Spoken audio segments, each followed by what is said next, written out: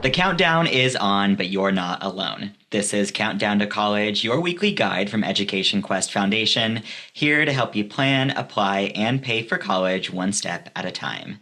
I'm your host, Gage, and joining us on the podcast again is Lizzy Waite, a college planning specialist here at Education Quest. Hi, Lizzy. Hi, Gage. Welcome back and Happy New Year. It's 2026 now.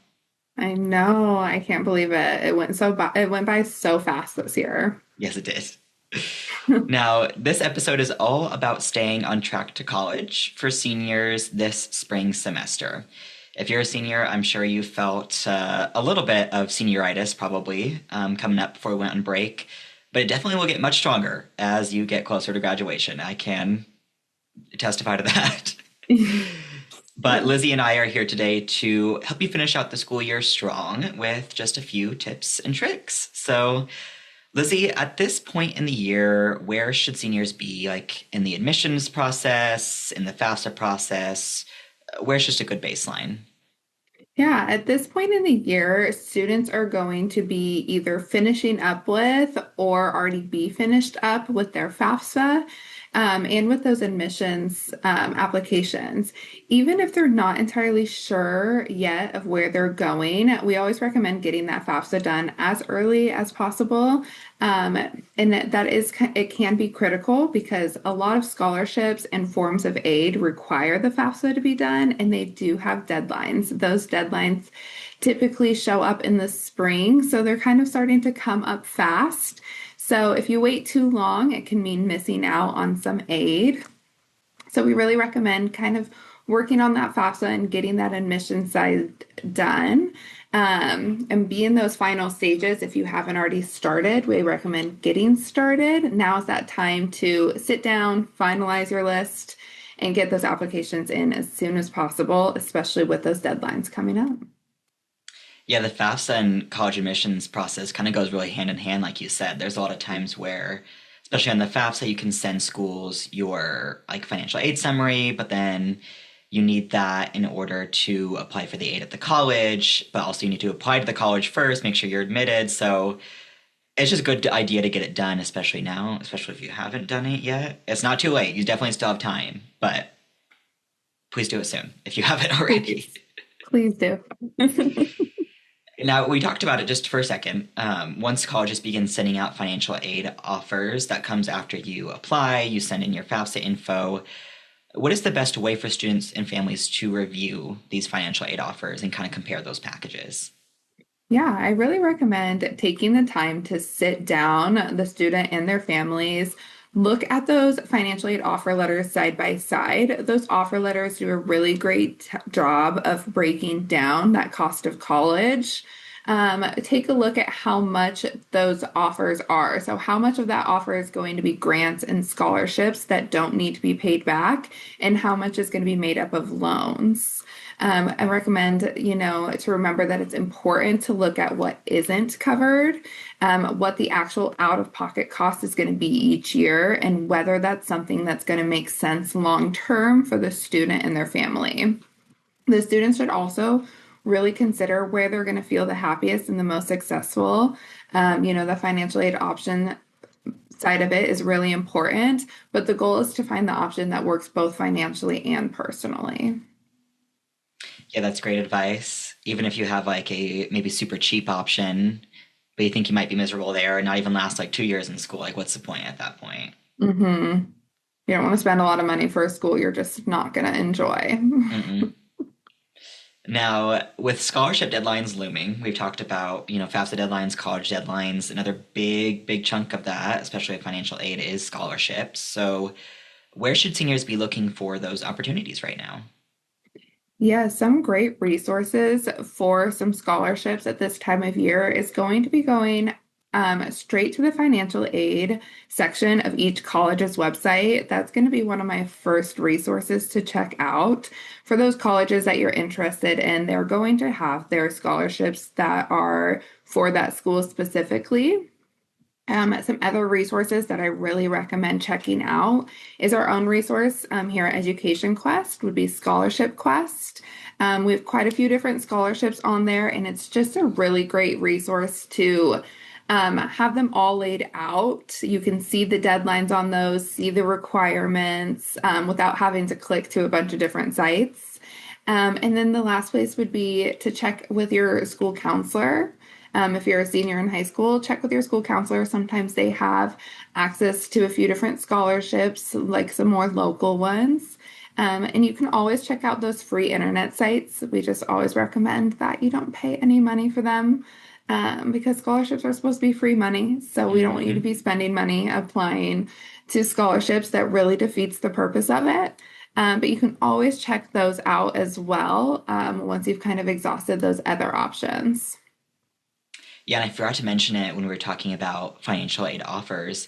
But if you have any questions about those, like the college's financial aid office usually have like a really great team that are willing to help you if you have any questions about your financial aid offer or scholarships.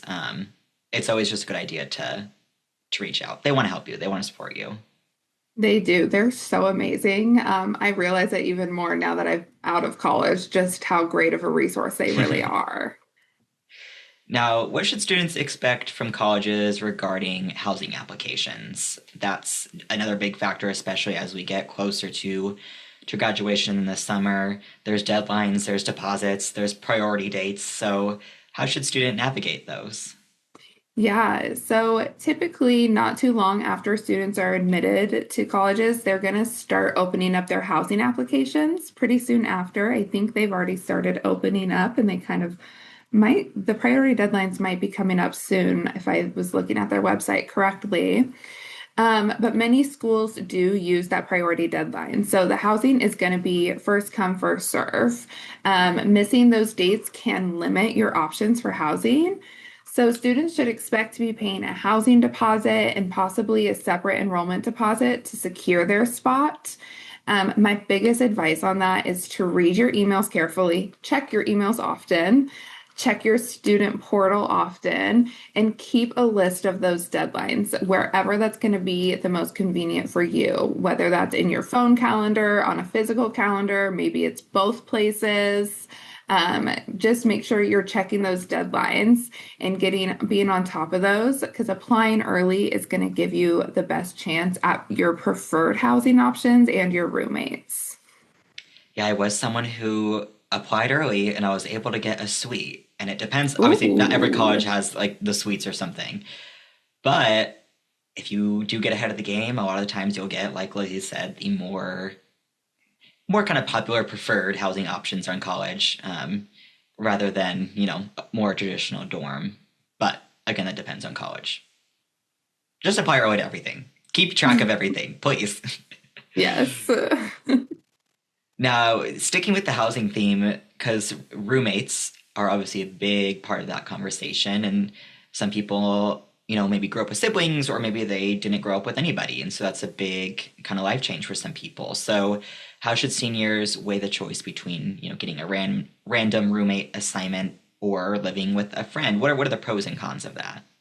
Yeah, there's no real right or wrong choice. It's really going to depend on each personal student. Living with a friend can feel more comfortable and familiar, especially as you're transitioning to college. It's nice to go back to your dorm and see a familiar face, someone you know, they know you, so you don't really have to worry about that introduction part of it. But it can also bring some challenges. If the expectations, maybe your schedules or your boundaries don't necessarily match, it could be a harder time living together. And then a random roommate can, of course, be nerve-wracking because you don't know this person. You're already transitioning to college, doing a big change, and now you're going to be living with somebody brand new that you've never met. You don't know what they like or don't like. But it's a great opportunity to meet somebody new. Not only do you meet that new person, but it opens you up to their friend group. And the things that they do, just so many great learning opportunities. And a lot of students end up forming really strong friendships this way. And if it really ends up not being the right fit, colleges usually are really good about offering ways to switch rooms. Yeah, I also recommend a lot of colleges offer like roommate finders, kind of like Yes. kind of like Tinder, but like not really, like not anything relationships. But you can put like your interests, your preferred room temperature, which is a big thing for some people, I have to sleep at 67 degrees Fahrenheit every night. Oh, that's the So, best. That's the best. but I actually did. I found a random roommate through there who I never knew. All I knew is that he was in a show choir. I did theater, so it kind of made sense. And honestly, we're still really good friends today. We get coffee every weekend. So, like, if you want to take a risk, the random roommate isn't the worst option sometimes, too. Yeah, I've actually heard mostly really good stories about the random roommate.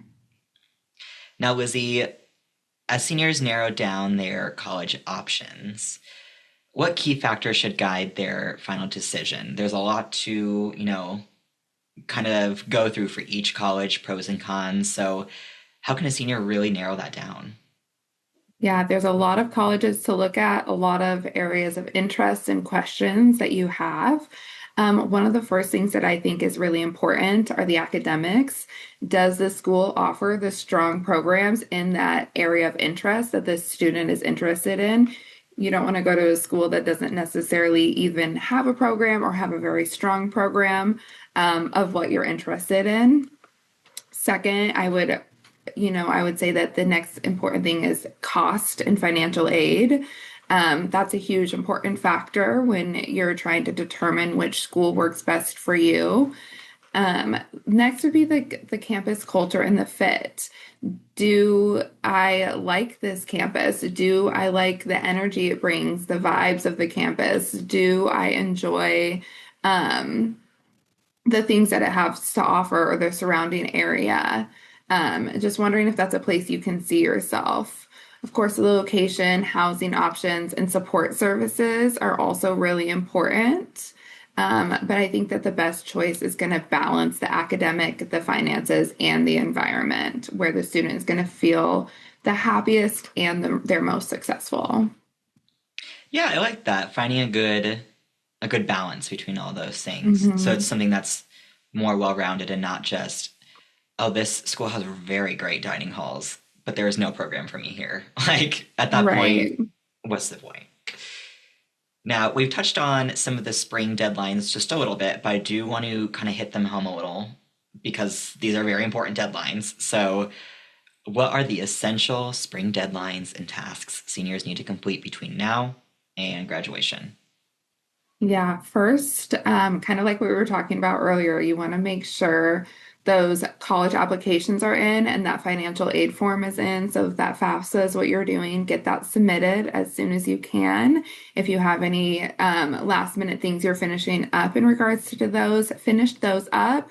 Next after that is going to be watching for the scholarship deadlines. A lot of those scholarship deadlines are going to be coming up soon. They close in the spring. I know some of them are like they kind of start in February, I want to say.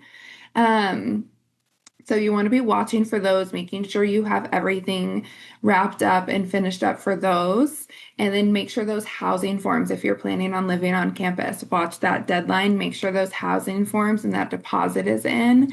And then make sure you have your any final standardized test finished up. If you're planning on taking the ACT, I think the last test date that colleges accept the scores for is in February. So if you are needing to do that, make sure you get that scheduled and make sure all those transcripts are in any paperwork that you need to finish up those applications. All right, Lizzie, I have one final question for you. Mm. And something we talked about at the very start of this podcast episode is that senioritis hits hard in the spring. And like I mentioned before, if you were maybe, a senior in the fall and you're like, I'm doing fine, like I'm skating through, like we're all good. Wait until spring semester hits because especially Oh, once yeah. you're accepted into college and you're like, I know where I'm going next year, you check out.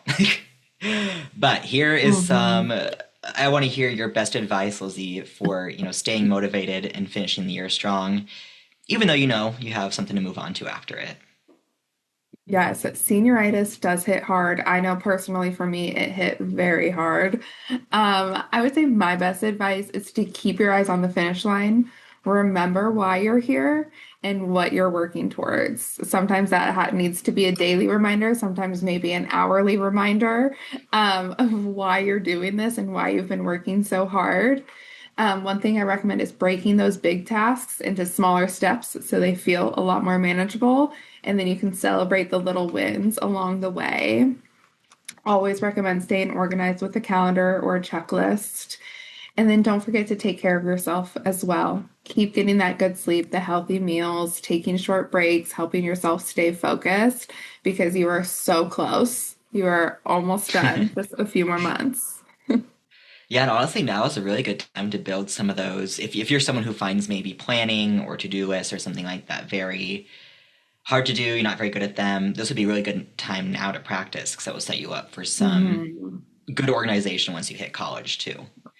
Because senioritis, I mean, you'll get excited to go to college, but you're still going to be like, "Ah, I don't know, my 8 a.m. college class tomorrow, and it's going to be 30 degrees outside. I don't know. I don't know if I want to go." And that's when you gotta slap yourself around a little bit, wake up, and go to class.